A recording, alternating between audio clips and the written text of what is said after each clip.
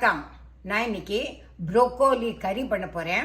இது எல்லா கடைகள்லையும் கிடைக்கும். இது இங்கே ரெடிமேடாக அப்படியே கட் பண்ணியே வச்சுருக்கேன். இது நாட்டில் கொஞ்சம் சின்ன சின்னதாக கட் பண்ணியிருக்கேன். அதோட வெங்காயம் தக்காளியை போட்டு வதக்கி கறி பண்ணால் ரொம்ப நல்லா இருக்கும்.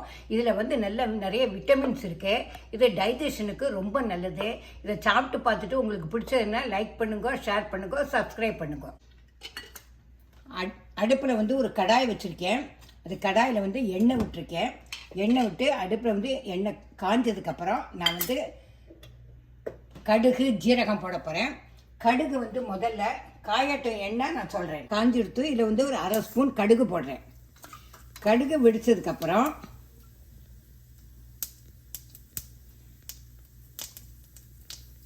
இந்த கடுகு வெடிச்சுன்னு இருக்கு. இப்போ நான் ஜீரகம் போடுறேன். ஜீரகம் ஒரு அரை ஸ்பூன் போடுறேன்.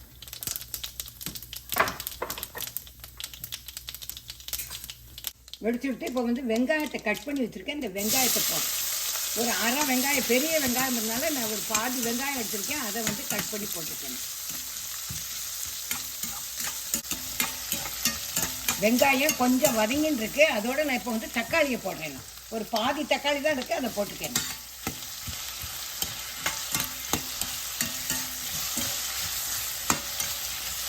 இந்த ப்ரோக்கோலி இப்போ கட் பண்ணியிருக்கேன், அதை போடுறேன்.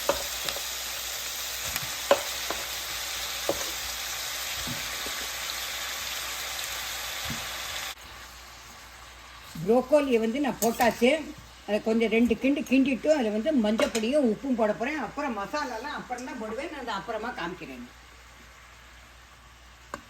மஞ்சப்பொடி, கொஞ்சமாக காரப்பொடி, கொஞ்சம் உப்பு போடுறேன். அதுக்கப்புறம் தனியா பொடியெலாம் அப்புறம் போடணும். அதை அப்புறமா காமிக்கிறேன். ப்ரோக்கோலி ஆயிடுத்து. இப்போ லாஸ்ட்டில் நான் கொஞ்சம் கரம் மசாலா ஒரு 1/4 ஸ்பூன் போடுறேன். கரம் மசாலா.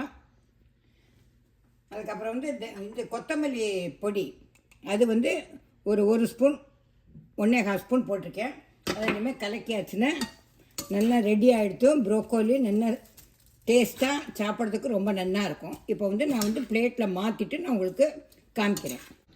ப்ரோக்கோலி ரெடி ஆகிட்டு நான் இப்போ பிளேட்டில் பாத்திரத்தில் மாற்றிருக்கேன். இதை சாப்பிட்டு பார்த்துட்டு எப்படி இருக்குங்கிறத எனக்கு கமெண்ட் பண்ணுங்க.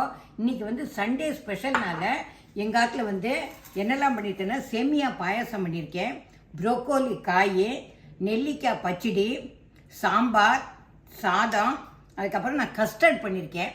அதோட இன்றைக்கி ஸ்பெஷல், இன்றைக்கி Sunday special.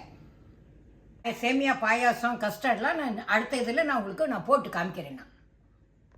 Tata, bye bye, thank you.